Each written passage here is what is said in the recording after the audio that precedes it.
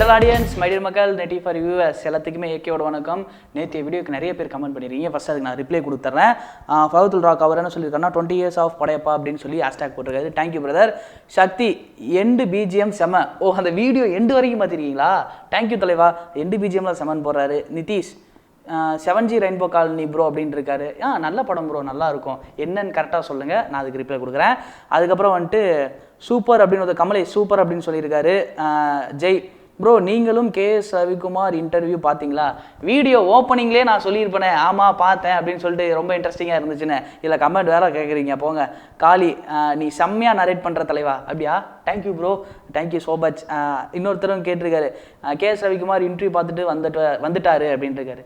அதான் ஆல்ரெடி நானே சொல்லிட்டேனே, நான் தான் பார்த்துட்டு வந்தேன், அதான் முன்னாடி தெளிவாக உங்களுக்கு சொல்லியிருக்கேனே. மறுபடியும் அதை நீங்கள் கேட்குறீங்க. சல்மான், லவ் யூ ப்ரோ, திரும்பவும் கமெண்ட் படிக்க ஆரம்பிச்சிட்டிங்க, மகிழ்ச்சி. எல்லாத்துக்கும் மகிழ்ச்சி தான், படிக்க ஆரம்பிச்சிடலாம். குரு, தெய்வம் தான் பாருங்கடா எங்கள் தலைவர் தர்பாரை. கண்டிப்பாக தர்பார் வரும்போது தெய்வத்தை பார்க்கலாம், ஓகேவா? வேலு, ஹாய் ப்ரோ, என் கமெண்ட்டை நீங்கள் படிக்கிறது இல்லை, உங்கள் வீடியோ எல்லாம் பார்ப்பேன். சரி ப்ரோ, கண்டிப்பாக நானும் உங்கள் கமெண்ட்டை படிச்சிட்டேன், எல்லா வீடியோவும் மறக்காமல் பாருங்கள், டெய்லியும் பாருங்கள். டேவிட் ப்ரோ, ரங்கா படத்தோட இன்ட்ரெஸ்டிங் ஃபேக்ட் வேணுமான்னு கண்டிப்பாக பண்ணிடலாம். இதில் என்ன இருக்குது? குமார் அவர் என்ன சொல்லியிருக்காங்கன்னா தசாவதாரம் அண்ட் KGF பற்றி சொல்லுங்கள். KGF பற்றி ஆல்ரெடி நான் சொல்லியிருக்கேன், நீங்கள் பார்க்கல அப்படின்னா ஃபஸ்ட்டு கமெண்ட்டில் நான் லிங்க் தரேன், போய் பாருங்கள், ஓகே? அடுத்து ஜெகா ஸ்டீஃபன் சூப்பர் அப்படின்னு போட்டிருக்காரு. Jega Stephen, thank you. இன்றைக்கி நம்ம இன்ட்ரெஸ்டிங் ஃபேக்டில் என்ன பார்க்க போகிறோம் அப்படின்னா பார்ட் 1 பொலிட்டிக்கல் த்ரில்லர் மூவி அப்படின்னு சொல்லி பண்ணியிருந்தேன். அதில் ஒரே ஒரு நண்பர் ஒருத்தர் கேட்டிருந்தாரு, தலைவா இந்த படம்லாம் கல்ட்டு மூவிஸ்லாம் நான் சொல்லியிருந்தேன், இந்த படம்லாம் ஆல்ரெடி நான் பார்த்துருக்கேன் தலைவா, பார்க்கணும். அதாவது படம் பொலிட்டிக்கல் த்ரில்லர் ரிலீஸ் ஆகி ஃபெயிலியர் ஆகி நான் பார்க்காம மிஸ் பண்ணியிருக்க ஒரு சில படங்கள்லாம் இருந்துச்சுன்னா அந்த மாதிரி சொல்லுங்கள், எனக்கு இன்ட்ரெஸ்டிங்காக இருக்குது, உங்கள் வீடியோ டெய்லி பார்த்துட்டு இருக்கேன் அப்படின்னு சொல்லியிருந்தாரு. அந்த நண்பருக்கு ரொம்ப நன்றி. அவர் கேட்ட மாதிரி அந்த மாதிரியான படங்கள் தான் சொல்ல போகிறோம். ஃபஸ்ட்டு என்ன படம் அப்படின்னா ரத்த சரித்திரம் 2010 சூர்யா அவர்கள் ஒரு படம் ரிலீஸ் பண்ணியிருந்தாரு. இந்த படம் மேபி நிறைய பேர் பார்த்துருக்க மாட்டீங்க. இது ஒரு பொலிட்டிக்கல் த்ரில்லர் மூவி தான். எல்லாமே பார்த்தோம் அப்படின்னா பொலிட்டிக்கல் சட்டையர் ஃபிலிம் தான் பார்த்துருப்பீங்க. ஆனால் இந்த படம் பார்த்தோம் அப்படின்னா பயோகிராஃபிக்கல் பொலிட்டிக்கல் த்ரில்லர். சூர்யானா பார்த்தோம் அப்படின்னா ஒருத்தர், அதாவது ஆந்திராவில் இருந்த சூரிய ரெட்டி அப்படின்ற ஒருத்தரோட வாழ்க்கை வரலாறு எடுத்து தான் இந்த படம் பண்ணியிருப்பாங்க. இந்த படத்தினுடைய டைரக்டர் யாரு அப்படின்னா ராம் கோபால் வர்மா. இந்த படத்துக்கு கதை வேற ஒருத்தர் எழுதியிருந்தாலும் ஆனால் இவர் பேசிக் ரிசர்ச்லாம் இறங்கி அவரோட லைஃப் ஆஃப் ஹிஸ்டரிலாம் தெரிஞ்சுக்கிட்டு அதுக்கப்புறம் தான் இந்த படத்தை எடுத்தாங்க. இந்த படம் முழுக்க பார்த்தீங்க அப்படின்னா மாசு, காமெடி, என்டர்டைன்மெண்ட், சாங் சும்மா வேற லெவலில் பின்னும் அப்படின்லாம் நினைக்காதீங்க. அந்த மாதிரிலாம் எதுவுமே இருக்காது.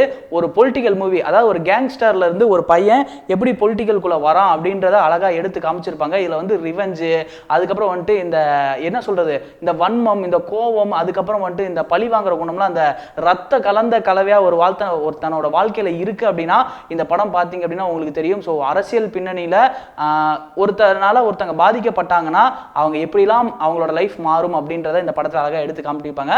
ஸோ அந்த நண்பர் கேட்டதுக்காக ரத்த சரித்திரம் ஃபர்ஸ்டா நீங்க பார்க்கலாம் பிரதர், அதனால தான் இந்த வீடியோல உங்களுக்காக ஃபர்ஸ்டா சொல்லியிருக்கேன். அதுக்கப்புறம் இன்னொரு நண்பர் ஒருத்தர் என்ன கேட்டிருந்தாரு அப்படின்னா, பிரதர் நல்ல ஒரு அரசியல் மூவி பார்க்கணும், அதுக்கான ஒரு படம் சொல்லுங்க, ஃபுல் அண்ட் ஃபுல் என்ன எட்ஜ் ஆஃப் சீட்ல உட்கார வச்சிருக்கணும், எனக்கு இன்ட்ரெஸ்டிங்கா இருக்கணும் பார்க்க அப்படின்னாரு. அவருக்கான மூவி என்ன அப்படின்னா ஜோக்கர். ஸோ இந்த படம் பாத்தீங்க அப்படின்னா 2016 ரிலீஸ் ஆச்சு. ட்ரீம் வாரியர் பிக்சர் தான் ப்ரொடியூஸ் பண்ணாங்க. குரு சோமசுந்தரம் நடிச்சிருப்பாங்க. ராஜு முருகன் அப்படின்னு தான் டைரக்ட் பண்ணியிருப்பாங்க.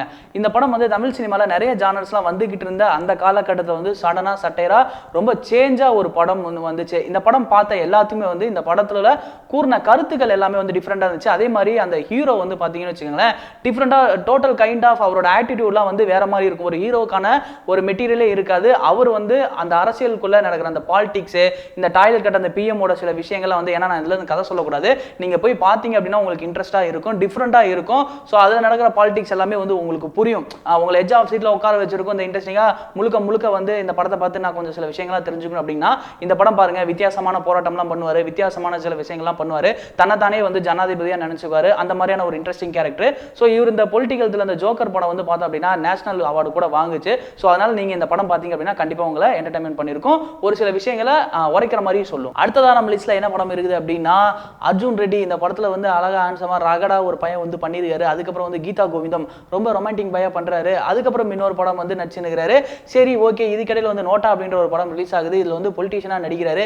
இவர் நடிச்சிருவாரா, இந்த மாதிரிலாம் இவருக்கு தமிழ் வருமா அப்படின்னு கேட்டுட்டு இருந்த மத்தியில இந்த படமும் ரிலீஸ் ஆச்சு. கொஞ்சம் சரியா போகல அப்படின்றது உண்மைதான். சரி இதுல என்ன கதை அப்படின்னு பார்த்தோன்னு வச்சுக்கோங்களேன், அதாவது ஆல்ரெடி தமிழ் சினிமாவில் நீங்க கேள்விப்பட்ட கதையா இருக்கும். பட் அதுக்குள்ள கொஞ்சம் கொஞ்சம் ஒரு புது எலமெண்ட்லாம் வந்து சேர்த்திருப்பாங்க. கடைசியா ஒரு மெசேஜ் என்ன அப்படின்னா, சென்னையில் நம்ம நிறைய பேர் சொல்லிடுவோம் இந்த கூவம் ஆறு அப்படின்ற ஒரு சப்ஜெக்ட் ஒரு கான்செப்ட் இருக்கும். இதை வந்து யார் தான்ப்பா கிளீன் பண்ணுவாங்க அப்படின்னு வந்து சொல்லி பேசி ஒரு விஷயம்லாம் இருக்கு பார்த்தீங்களா, அதை வந்து கடைசி கிளைமேக்ஸ் வந்து சொல்லியிருப்பாங்க. இதெல்லாம் யார் கிளீன் பண்ண வேண்டியது அப்படின்னு சொல்லிட்டு நாமளே இறங்கணும் அப்படின்னா அது சுத்தமாயிருன்னு சொல்லியிருப்பாங்க. இதுல காட்டின ஒவ்வொரு விஷயங்களும் வந்து அவர் ஹேண்டில் பண்ற விஷயங்கள் எல்லாமே புதுசா இருக்கும்.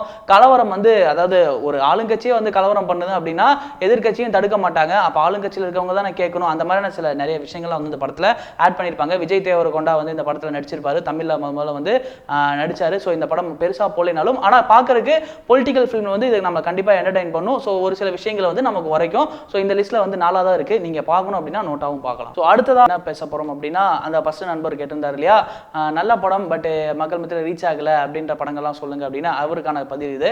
உரியடி. ஸோ இந்த படம் வந்து உரியடி பார்ட் 2 இல்லைங்க, பார்ட் 1. இந்த படம் வந்து ரிலீஸ் ஆனப்ப யாருமே கண்டுக்கல. என்னடா இது படம் என்னமோ எடுத்து வச்சிருக்காங்க அப்படின்னு யாருமே தியேட்டருக்குள்ள போல. இந்த படம் பைரசில ரிலீஸ் ஆனதுக்கப்புறம் எல்லாருமே போய் பார்க்க ஆரம்பிச்சிட்டாங்க.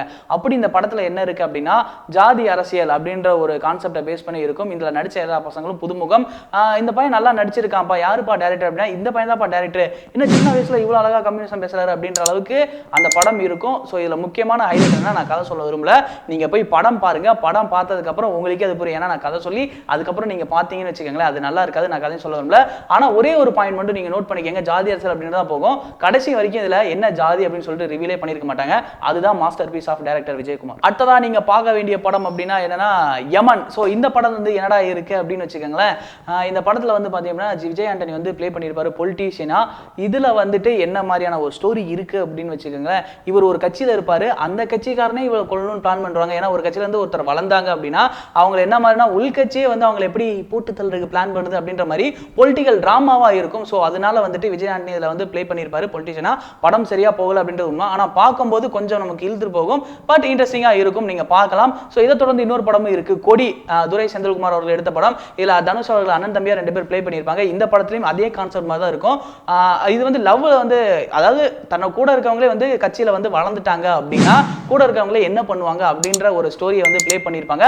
ஸோ யமனும் கொடியும் வந்து நமக்கு கேட்கும்போது லைன் ஒரே மாதிரி தான் இருக்கும், பட் ஸ்கிரீன் பிளே வைஸ்லையும் அந்த வீடியோ வைஸ்லையும் வந்து பார்க்கும்போது கொஞ்சம் டிஃப்ரெண்டாக இருக்கும். நீங்க பார்க்கணும் அப்படின்னா கொடி யமன் கண்டிப்பாக தாராளமாக பார்க்கலாம். ஸோ இன்னைக்கு 8:30 ஷெடியூலில் வந்து அதாவது நீங்க கேட்ட மாதிரி படம் நல்லா சரியா போகல பட் பார்க்குற அளவுக்கு இருக்க மாதிரி ஒரு படங்கள்லாம் பொலிட்டிக்கல் மூவி தான் சொல்லுங்க அப்படின்னு நீங்க கேட்டதுக்கு உங்களோட ரிக்வஸ்ட் வேணுங்க, நான் சொல்லிட்டேன். ஸோ வேற ஒரு வீடியோவில் வேற ஒரு கான்செப்ட்ல அடுத்த தடவை வந்து சந்திக்கிறேன். அடுத்த bye from shining VJ AK. அதே மாதிரி உங்களுக்கு வேற ஏதாவது இன்ட்ரெஸ்டிங் ஃபேக்ட் தெரிஞ்சுக்கணும், ஏதாவது படத்தை பற்றி சொல்லணும் அப்படின்னா நீங்க கீழே மறக்காம கமெண்ட் பாக்ஸில் கமெண்ட் பண்ணுங்க. எந்த ஹீரோவோட கமெண்ட் அதிகமாக வருதோ அதை எடுத்து நான் உங்களுக்காக வீடியோ பண்ண வரேன். ஸோ இதோட டைம் ஆச்சு, கிளம்பலாமப்பா, கிளம்புறோங்க, பாய், டாடா.